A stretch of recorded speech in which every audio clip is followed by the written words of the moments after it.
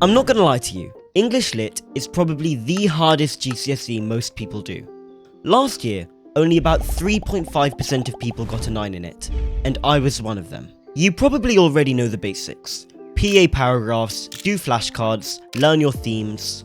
I mean, don't get me wrong, those are definitely really important tips to follow, but let's be real, it's not getting you a 9. In this video, I'll give you my strategy that I used last year to cook the exams, master essay writing, and still have enough time to get 9s in all my other subjects too. Alright, let's go.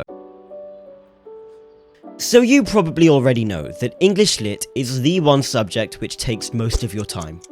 I mean, from personal experience, for my year 10 mocks, I spent at least 50% of my time doing this one subject.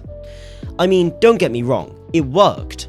I got a 7 in it, which was way better than how I was doing before that, but I fumbled a lot of my other exams.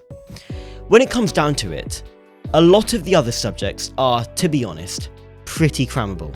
But if you try cramming English Lit, you are screwed. What I did was that I made a series of Quizlet sets that contained all the quotes I needed to know, and then every morning on the bus, I would spend about 15 minutes going through them.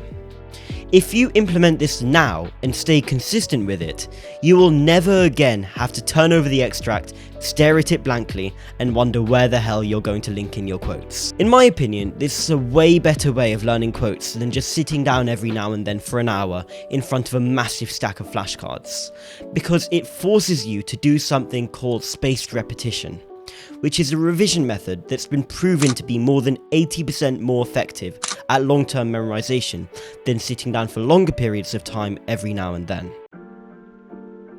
Okay, so I've already mentioned flashcards, and by now you probably, hopefully, already have some flashcard sets that you're trying to go over.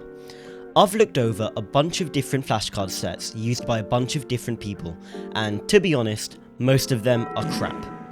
You either have an ungodly amount of quotes for each text, I'm talking over 75, or you have a full-on paragraph about each quote on the other side of each flashcard. By the time you'd actually get to going over those flashcards, you just have a panic attack over the truly ungodly amount of work you have to do. Here's how you actually do flashcards. For each text, you should make 2 flashcard sets, one for themes and one for quotes. For the quotes set, you should identify the 25 most useful, most widely applicable quotes, and then highlight the parts you want to analyse and include any relevant context points you'd like to talk about in your essays. Then, for your theme set, you should identify the main themes in your text, and on the other side of each flashcard, you should have a quotation thread containing all the quotes relating to that theme. That way, while you're learning the flashcards, your brain will automatically associate each quote with a theme, and you're going to be able to make some really good links in your essays. The thing with revising for English is that there are 2 parts to it: knowledge and application. I've already told you how to learn the content, but we all know that the hard bit is actually writing the essays. I know personally that even after I knew the quotes like the back of my hand, I was still writing bad essays that weren't getting me the grades I needed. But if you just do this one thing, trust me, your essays will get so much better. You need to use your teachers. Many of them actually mark for the exam board, so they will have read thousands of essays ranging from spectacular to depressing. The important thing is, you should only write one essay at a time. After you're done writing it, give it to your teacher and ask for their feedback. Once you have it, keep that feedback at the front of your mind when you're writing the next one. If you do this enough times, all of the tips you've received will just become ingrained in your writing, and you're going to be hitting those top bands. Another way you can improve your essays is by writing them together with your friends. If you have friends that you know are better than you at English, you can just take their essays, read them, steal some of their ideas, and then give them back. The one thing you need to remember is that if you keep writing essay after essay by yourself, you're never going to improve. If you've followed these tips well, you're probably going to plateau on that 7 to 8 boundary. The thing that differentiates the good essays from the great essays is alternative interpretations.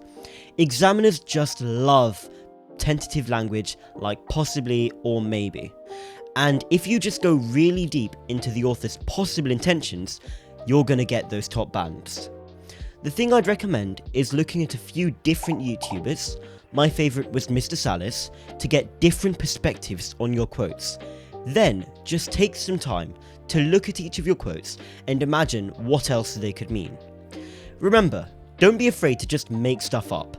You can put down the most outrageous alternative interpretation and you're still going to get rewarded as long as your point is well argued. I'm going to be straight with you. You have a lot of work to do. But don't worry, it's not too late. You still have about 60 days until your first exam. I hope you found this video useful. If you did, consider liking and subscribing, and good luck. It's time to lock in.